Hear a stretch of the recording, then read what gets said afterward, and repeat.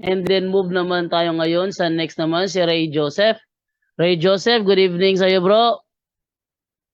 Hello, good evening po bro. Bro Jando. Yes, hello, good evening. Ang tanong ko lang po is, may kakilala po akong isang mananambal. Mm. Tapos, ang sa akin lang is, alam ko na po ang katotohanan na Mm. dapat ipa-renounce yan. Tapos, parang natatakot kasi ako kapag kung magsasalita ba ako sa kanya tungkol sa katotohanan kasi matatakot din ako kapag magalit ba sa akin or kung sakaling mayroon mang attachment sa kanya na masamang espiritu baka i-attack ako. Parang ganun ba? Kung hindi ako magsasalita, magkakasala ba ako? Sa tingin ko sa Santiago 4:17, kung alam mo ang tamang gawin pero hindi mo ginawa, doon ka magkakasala. Kaya kung ang tamang gawin is sabihan siya ng totoo, pero hindi mo ginawa dahil takot ka, baka kanya i-curse, nagkakasala ka sa Panginoon yan. Tapos Yan ang kung ang tanong ko lang kung mag-react po, ano pong gagawin ko? Before mo siya kausapin, make sure na nakapag-protection prayer ka muna. Gawin mo muna yung yung kinakailangan, confession, anointing, then rosary every night, then sacramentals, then every morning when you wake up, maglagay ka ng holy exercise oil sa yung senses, then mag-pray ka ng protection prayer bago mo siya kausapin. Pero At ang kung sakali na i-curse ka niya, i-pray mo lang yung pray to break curses and spells. Problema po dyan, Brother Jando, is hindi po ako pwede dyan tama ba dahil hindi pa ako kasal po sa pare. Civil pa lang po ako. So ikaw hindi ka sa sabihin mo lang na yun ang narinig ko sa programang Punto por Punto. Kung ayaw niyang maniwala sa iyo, de kukontrahin ka niya, sabihin mo lang, sinabi ko lang yun, wag ka sa akin magalit. Basta sinabi ko lang ang narinig ko doon. Ganun ba? Para bang ikaw ang reporter? Parang isiniwalat ko lang kung anong narinig ko. Anong narinig mo? At kung sakali magreklamo yung sino ba nagsasalita dyan? Ayun, pasok ka sa Zoom.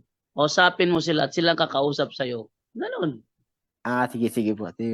So, ang prayer for protection po, hindi ko po yan pwedeng gawin sa sarili ko. Gawin mo yan. Gawin mo yan, pero kailangan mo pa rin magkumpisal.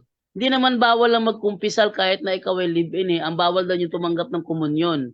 Pero pag kumpisal, magkumpisal, okay yun. Hindi bro, Jando, yung kumpisal, they cannot receive any absolution. So, ay, ganun ba? Yes, so hindi rin sila pwede unless maghiwalay sila and then kailangan nilang ihanda yung magre-marry sa tunay na church. So, yun pala. Hindi po kayo pwede kapatid at delikado yan, lalo na yung retaliation dahil you're living in a mortal sin for now. Ang kasalanan ginagawa nyo, fornication yon, yung living or having sexual intercourse outside marriage.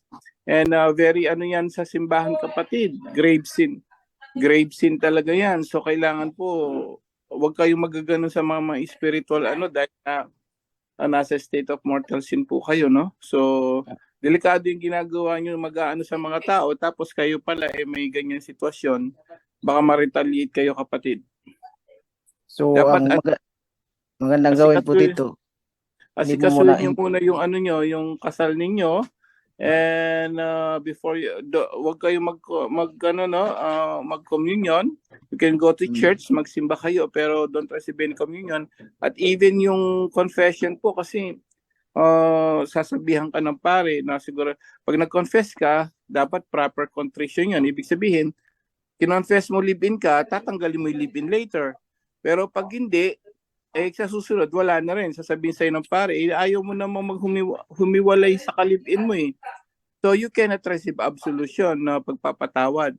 Hindi ka patatawarin ng pare, no? Yung sa ngalan ng Ama, pinapatawad na kita sa Ama, ng Anak, ng Espiritu Santo. So, mahirap talaga yung sitwasyon na ganyan, no? Pero kailangan po no? Sabi nga ng isang save your soul and save your wife. I mean, your girlfriend pa kayo niyan. Save your loved one. Kumbaga, kapag kayo nag-iisip ng tanggalin ang mortal sin at magpakasal, lahat ng mga nakikinig ngayon, hindi lang naman nililigtas nyo kaluluwa nyo nililigtas nyo rin ang mahal nyo sa buhay. So please focus on that muna before kayo mag-ano ng ibang mga tao pa. Mag-correct. So kasi delikado, lalo na yan, delikado po yan, spiritual battle yan, kapatid. Sige po, salamat po. Yes. Okay. Salamat sa Diyos.